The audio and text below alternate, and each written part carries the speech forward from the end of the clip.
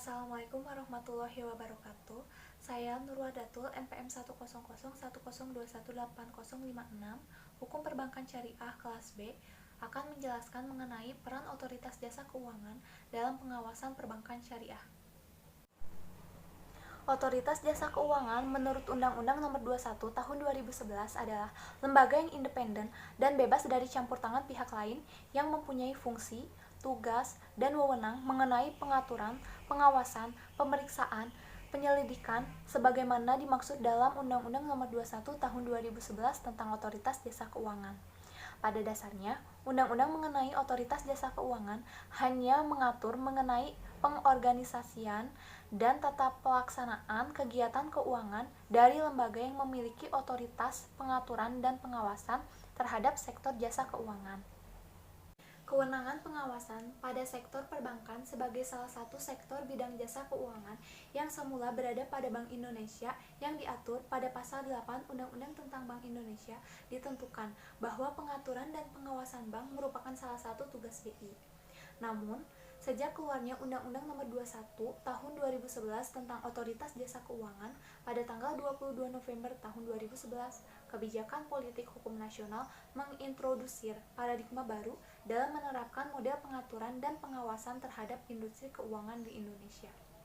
Dasar hukum pemisahan fungsi pengawasan tersebut yaitu Pasal 34 Undang-Undang Nomor 3 Tahun 2004 tentang perubahan atas Undang-Undang Nomor 23 Tahun 1999 tentang Bank Indonesia yang mengatakan bahwa yang pertama, tugas mengawasi bank akan dilakukan oleh lembaga pengawas sektor jasa keuangan yang independen dan dibentuk dengan undang-undang.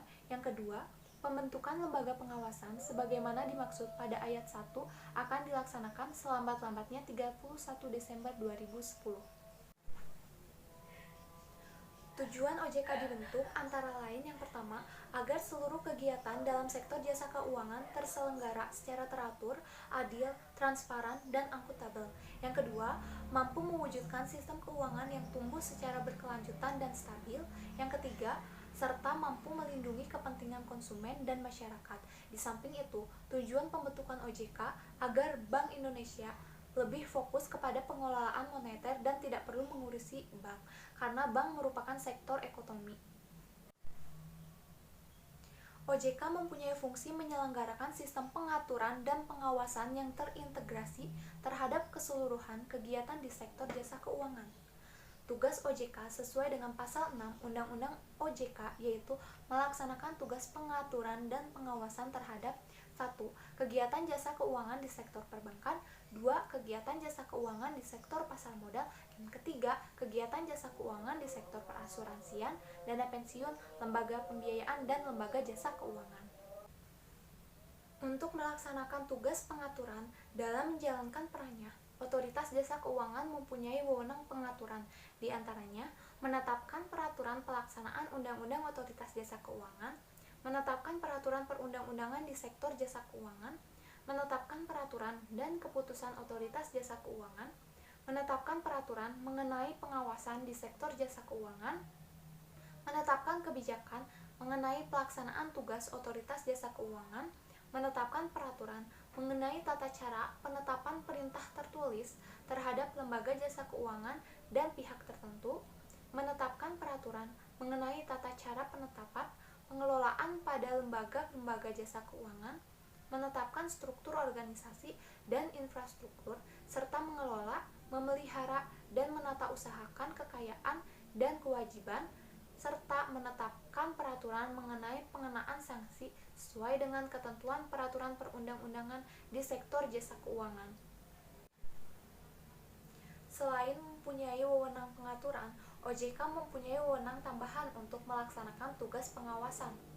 Wewenang pengawasan tersebut diantaranya menetapkan kebijakan operasional pengawasan terhadap kegiatan jasa keuangan, mengawasi pelaksanaan tugas dan pengawasan yang dilakukan oleh Kepala Eksekutif, melakukan pengawasan, pemeriksaan, penyelidikan, perlindungan konsumen, dan tindakan lain terhadap lembaga jasa keuangan, pelaku, dan atau penunjang kegiatan jasa keuangan sebagaimana dimaksud dalam peraturan perundang-undangan di sektor jasa keuangan, memberikan perintah tertulis kepada lembaga jasa keuangan dan atau pihak tertentu, menetapkan sanksi administratif terhadap pihak yang melakukan pelanggaran terhadap peraturan perundang-undangan di sektor jasa keuangan, dan memberikan dan atau mencabut izin usaha, izin orang perseorang, efektivitasnya pernyataan pendaftaran, surat tanda daftar, persetujuan melakukan kegiatan usaha, pengesahan, persetujuan atau penetapan pembubaran, dan penetapan lain.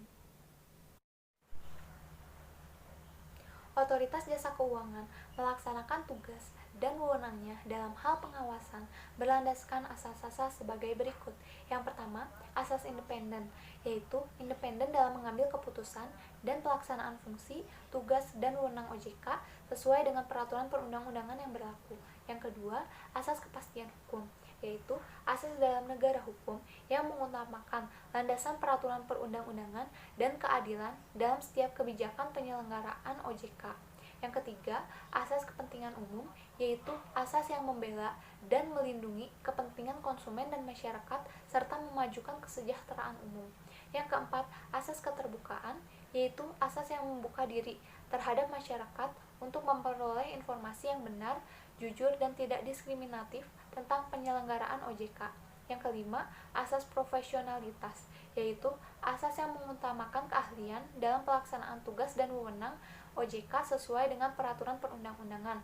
Yang keenam, asas integritas, yaitu asas yang berpegang teguh pada nilai-nilai moral dalam setiap tindakan dan keputusan yang diambil.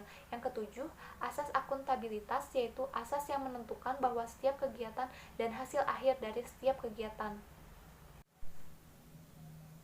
Ruang lingkup pengaturan dan pengawasan terhadap perbankan syariah merupakan salah satu tugas yang beralih dari Bank Indonesia kepada OJK. Pasal 50 Undang-Undang Nomor 21 Tahun 2008 tentang Perbankan Syariah mengatur dengan jelas bahwa pembinaan dan pengawasan bank syariah dan unit usaha syariah dilakukan oleh Bank Indonesia. Pembinaan yang dilakukan oleh Bank Indonesia antara lain aspek kelembagaan, kepemilikan, dan pengurusan, termasuk uji kemampuan dan kepatuhan, kegiatan usaha, pelaporan, serta aspek lain yang berhubungan dengan kegiatan operasional bank syariah dan unit usaha syariah. Menindaklanjuti hasil pengawasan yang telah dilakukan atau akan dilakukan oleh Otoritas Jasa Keuangan terhadap jasa keuangan baik itu konvensional maupun syariah yang bertujuan untuk perlindungan konsumen dan masyarakat, OJK berwenang melakukan tindakan pencegahan kerugian konsumen dan masyarakat yang meliputi yang pertama, memberikan informasi dan edukasi kepada masyarakat atas karakteristik sektor jasa keuangan, layanan dan produknya. Yang kedua, meminta lembaga jasa keuangan untuk menghentikan kegiatan apabila kegiatan tersebut berpotensi merugikan masyarakat. Dan yang terakhir, tindakan lain yang dianggap perlu sesuai dengan ketentuan peraturan perundang-undangan di sektor jasa keuangan. Setelah tugas pengaturan dan pengawasan terhadap perbankan dialihkan dari Bank Indonesia ke OJK, bukan berarti Bank Indonesia terlepas sepenuhnya dari kepentingan pengaturan dan pengawasan bank. Koordinasi antara Bank Indonesia dengan OJK diwujudkan dalam beberapa hal, yaitu di mana OJK berkoordinasi dengan Bank Indonesia dalam pembuatan peraturan pengawasan di bidang perbankan, yang kemudian Bank Indonesia bersama OJK akan bekerja sama dalam hal tukar-menukar informasi perbankan, serta Bank Indonesia dalam kondisi khusus dapat melakukan pemeriksaan kepada bank setelah berkoordinasi dengan OJK. Ruang lingkup kerjasama dan koordinasi tersebut meliputi yang pertama, kerjasama dan koordinasi dalam pelaksanaan tugas sesuai dengan kewenangan masing-masing. Yang kedua, pertukaran informasi lembaga jasa keuangan serta pengelolaan sistem pelaporan bank dan perusahaan pembiayaan oleh Bank Indonesia dan OJK. Yang ketiga, penggunaan kekayaan dan dokumen yang dimiliki dan atau digunakan Bank Indonesia oleh OJK. Yang keempat, pengelolaan pejabat dan pegawai Bank Indonesia yang dialihkan atau dipekerjakan di OJK. Dalam melaksanakan tugasnya, OJK tetap melaksanakan koordinasi dengan Bank Indonesia, sehingga menimbulkan adanya hubungan kelembagaan antara Bank Indonesia dengan Otoritas Jasa Keuangan, khususnya perihal koordinasi dalam membuat peraturan pengawasan di bidang perbankan, yaitu yang pertama, kewajiban pemenuhan modal minimum bank, yang kedua, sistem informasi perbankan yang terpadu, yang ketiga, kebijakan kebijakan penerimaan dana dari luar negeri, penerimaan dana valuta asing, dan pinjaman komersial luar negeri. Yang keempat, produk perbankan, transaksi derivatif, dan kegiatan usaha bank lainnya. Yang kelima, penentuan institusi bank yang masuk kategori systemically important bank. Dan yang terakhir, data lain yang dikecualikan dari ketentuan tentang kerahasiaan informasi. Pengawasan yang dilakukan Bank Indonesia terhadap bank syariah dan unit usaha meliputi pengawasan tidak langsung atas dasar laporan bank dan pengawasan langsung. Pengawasan dilaksanakan dengan cara yang pertama, menentukan kriteria tingkat kesehatan dan ketentuan yang wajib dipenuhi oleh bank syariah dan unit usaha syariah. Yang kedua, memeriksa dan mengambil data atau dokumen dari setiap tempat yang terkait dengan bank. Yang ketiga, memeriksa dan mengambil data atau dokumen dan keterangan dari setiap pihak yang menurut penilaian Bank Indonesia memiliki pengaruh terhadap bank. Yang keempat, memerintahkan bank melakukan pemblokiran rekening tertentu, baik rekening simpanan maupun rekening pembiayaan. Yang kelima, menugasi kantor akuntan publik dan atau pihak lain untuk melaksanakan pemeriksaan atas nama Bank Indonesia. Dan yang terakhir, melakukan tindakan dalam rangka tindak lanjut pengawasan. Dari penjelasan mengenai peran otoritas jasa keuangan dalam pengawasan perbankan syariah, dapat ditarik kesimpulan bahwa otoritas jasa keuangan adalah lembaga yang independen dan bebas dari campur tangan pihak lain yang mempunyai fungsi, tugas, dan wewenang pengaturan, pengawasan, pemeriksaan, dan penyelidikan sebagaimana dimaksud dalam Undang-Undang Nomor 21 Tahun 2011 tentang Otoritas Jasa Keuangan. OJK dibentuk dilandasi dengan prinsip-prinsip tata kelola yang baik yang meliputi independensi, akuntabilitas, pertanggungjawaban, transparansi, dan kewajaran.